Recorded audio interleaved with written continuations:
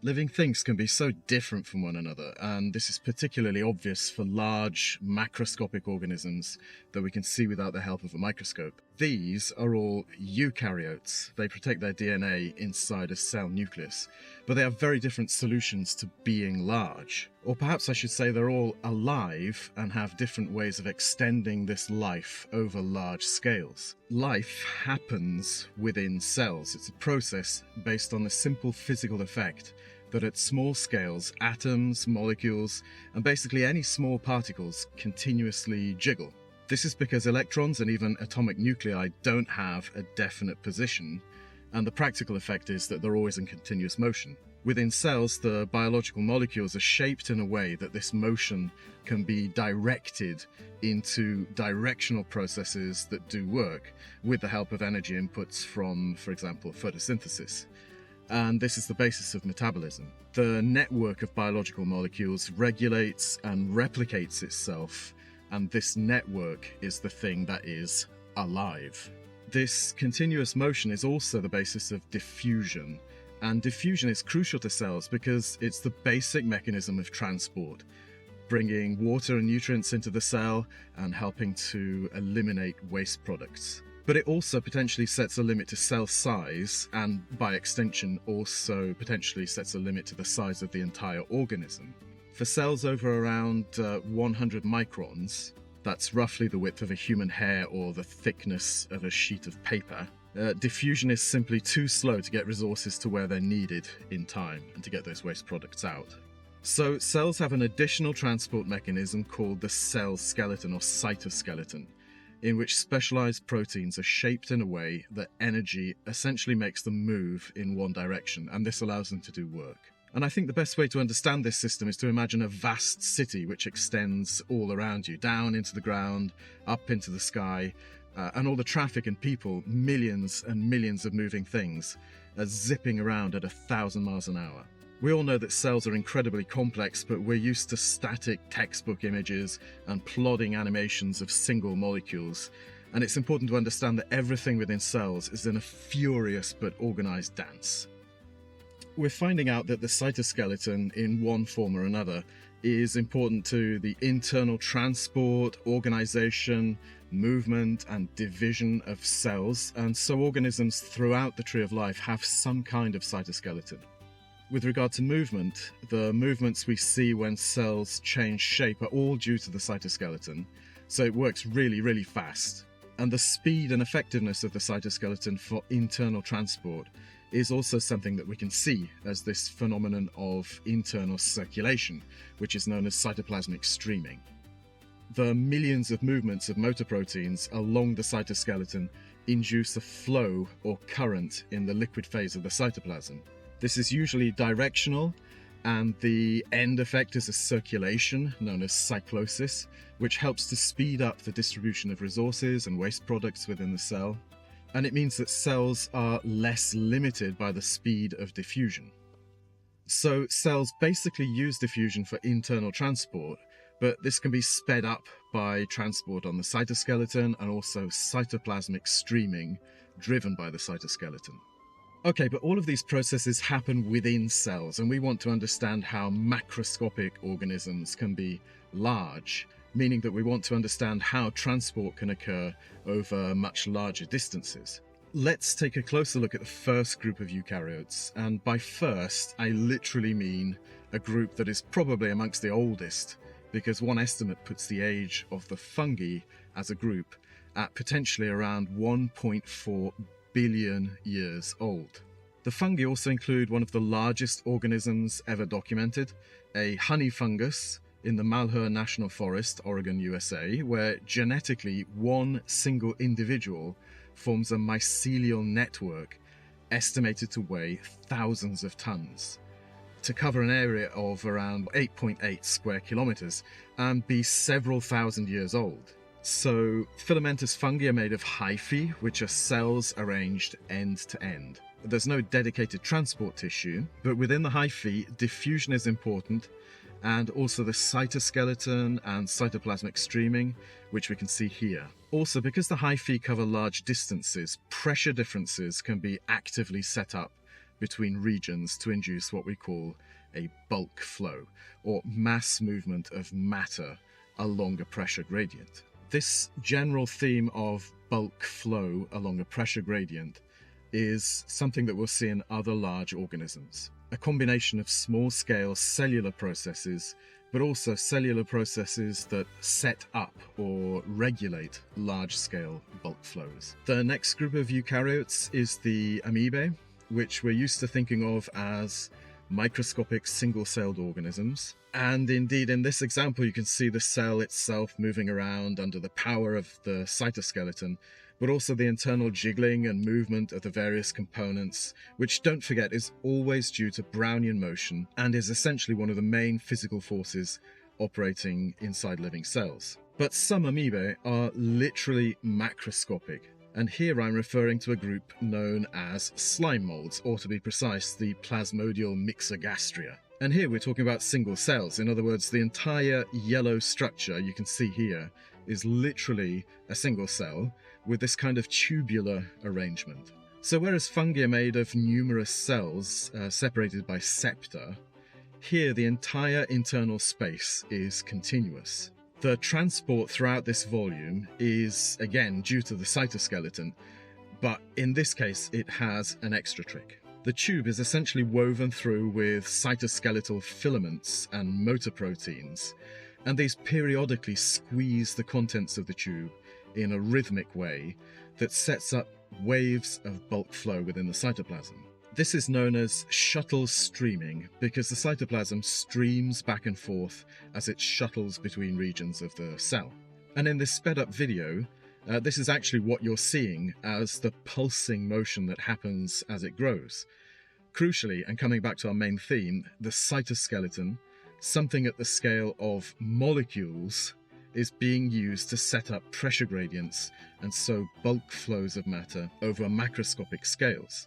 We can literally see this without a microscope. Some plants are similar to slime molds in that they can be composed of just a single large cell that uses the cytoskeleton and cytoplasmic streaming for internal transport, but this is the exception rather than the rule. Brownian motion is visible within plant cells, as is cytoplasmic streaming, but vascular plants are characterized by two dedicated transport tissues, which have slightly different roles and mechanisms, and these are the xylem and the phloem. The xylem is a tubular system made mainly of dead cells, which takes water and dissolved mineral nutrients from the soil to the leaves. Essentially, water evaporates from the leaves, known as transpiration, creating a region of lower water concentration. Then, as water molecules are cohesive and tend to stick together, this sets up tension in columns of water within the xylem vessels, which pulls water up against gravity. Or in other words, there's a bulk flow along a pressure gradient. The water enters the roots mainly by diffusion, but it then enters the pressure gradient in the xylem. This system works for plants that can be as tall as 100 meters, although these particular trees also live in wetter climates and can take up and store water in their topmost leaves. But anyway, it's clear that the xylem allows tall plants and deep root systems. It's often described as a passive system, but don't forget that it's regulated by cells, both in the leaves and in the roots. The stomata of the leaves are made of two cells that can actively open and close in response to the environment, and this regulates xylem transport. The cells move and swell up due to internal processes involving transport across membranes, which uses energy. Again, this is a process that happens within cells, but which then affects large-scale processes happening between cells. At the level of roots, water moves into the roots by passive processes, but it must cross cell membranes in order to enter the xylem, and at this point water moves across protein channels called aquaporins. Although the movement of water is by passive diffusion, the aquaporins can be opened or closed actively, which represents metabolic control by the cell. So again, processes happening at the scale of cells that then affect larger scale transport between cells. The phloem is even more complicated because it's a system for transporting mainly the sugars produced during photosynthesis to the growing points or the storage organs of the plant, and these can be either above or below the leaves. Essentially, any green photosynthetic part is known as a source, representing an organ such as a leaf. The source moves sucrose to the phloem, specifically a living companion cell, which has a nucleus and is under genetic control, is connected to the main phloem sieve tubes. The high sugar concentration effectively reduces the local concentration of water, but as the phloem is always found near the xylem, right next to it, water moves across by osmosis from the relatively pure, high concentration region of water in the xylem to the phloem. As the water enters this region of the phloem, it becomes pressurized. Different phloem sieve tubes are connected to different organs of the plant, maybe the developing flowers, the main growth point of the stem, the roots or tubers, and these different sinks use sucrose and take it out of the system. So near each sink, the sucrose concentration decreases, and there's less osmotic force holding the water in the phloem, and so the water tends to flow out and back into the xylem. This creates a region of low pressure in the phloem. Essentially, each source-sink connection then has an individual pressure gradient that pushes a bulk flow of phloem sap from the source to each particular sink, like separate railway lines supplying separate towns. Like the xylem, this system involves pressure-driven bulk flow, but it's not an entirely passive process because it's set up and regulated actively by cells. So once again, we're seeing long-distance transport, but it depends on cells, so the system is essentially extending the activity of cells over larger scales, allowing the organism to be large. The transport systems within animals have become increasingly sophisticated over evolutionary time and depend on the particular group of animals. For example, the simplest animals are the sponges, and they are immersed in a continuous flow of water, and their tissues are in direct contact with this. So environmental flows of water combined with internal diffusion are enough to ensure the supply of resources and the elimination of waste products. Flatworms are much more active, but they don't have a circulatory system, no heart or vessels. Their bodies are made of a solid mass of cells. However, they are small and their bodies are up at the upper limit of size where diffusion, particularly of oxygen, is sufficient. Nematodes are different because their bodies have a central cavity filled with fluid, and they use the muscle cells for locomotion, but as the body moves, the internal fluid is squeezed and circulates. In this particular example, you might see a heart-like structure beating within the nematode. But this is not a heart, but part of the digestive system. Again, it illustrates that processes happening within cells can produce pressure differences at larger scales that help with transport.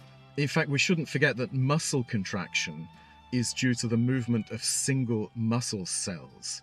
And this movement is again due to the cytoskeleton, albeit a particular version of the cytoskeleton set up specifically for contraction. But this theme of muscle cells setting up pressure gradients together, pressure gradients over much larger scales, is the basic mechanism of transport functioning in most large animals.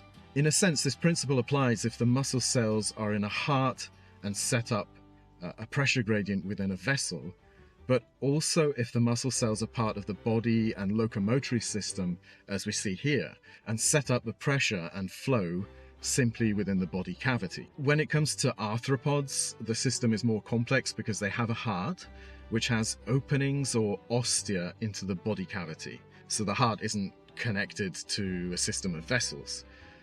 It opens into the body cavity, pumping hemolymph within the fluid-filled space which bathes the organs. The hemolymph is not directed through vessels and it returns to the heart through the ostia, but the flow of hemolymph can be deflected by structures within the cavity so that it tends to circulate and return to the heart. With the evolution of fish, the heart is a simple two-chambered pump connected to a closed vascular circuit, including the gills, which exchange gases with the environment by diffusion. In most reptiles, the heart is a little more sophisticated with 3 chambers. This allows some blood to be shunted towards a separate circuit, the pulmonary circuit, a low-pressure circuit where the lungs oxygenate the blood, but this three-chambered heart also allows blood to be pumped harder into a systemic circuit, which circulates blood around the body. In crocodiles, theropods, and mammals, the heart has 4 chambers. Crocodile hearts are quite particular in that the pulmonary circuit can be shut down during diving. For birds and mammals, the 4-chambered heart allows constant high pressure in the systemic system and a constant gentle blood flow through the lung tissues, both of which are best for highly active and sustained energy use. Of course, elephants and some birds are large animals, and some extinct theropods were massive, as are whales. I'm not trying to guess just how big living things could potentially get. That's not really the point I'm making here. And it would depend on the amount of energy available in the habitat, the density of the supporting medium, and, at least when we consider other planets, also the strength of gravitational acceleration in which the organism has evolved. But that's not the point here. The point I'm making is this. In all of the organisms we've seen so far, activity at the scale within cells ultimately produces pressure gradients at larger scales, which allow circulation over greater distances than single cells. And just to hammer this message home, we're going to see this again for the last group of large eukaryotes, the kelps, which are multicellular heterokonts. For the record and for correctness and completeness, heterokont is an English name, but the formal name of the entire group is the Straminophiles, and the kelps are specifically an order known as Laminariales of brown algae, or Phaeophyceae. So I've made it abundantly clear that these are not plants. In fact, they don't use the same type of chlorophyll or other pigments as plants do, although they are photosynthetic.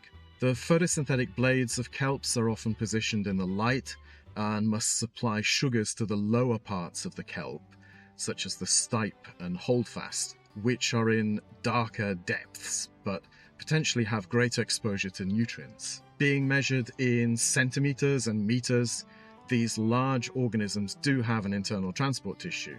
It's not precisely like those of plants, firstly because it's supported by a gelatinous mass rather than being in direct contact with other tissues, and also because it's a single living tissue system, a little like plant phloem, but it has a peculiar system of bulbous regions of the cells that help them to regulate the pressure.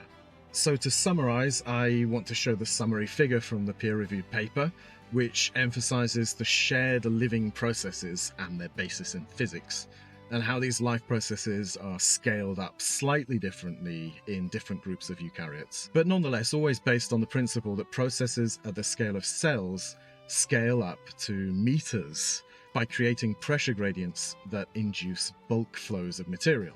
So during the evolution of eukaryotes, large size was made possible by scaling up to bulk pressure flows. Different groups with different evolutionary histories evolved different solutions, some of which allow larger sizes than others, which is a phylogenetic constraint to large size.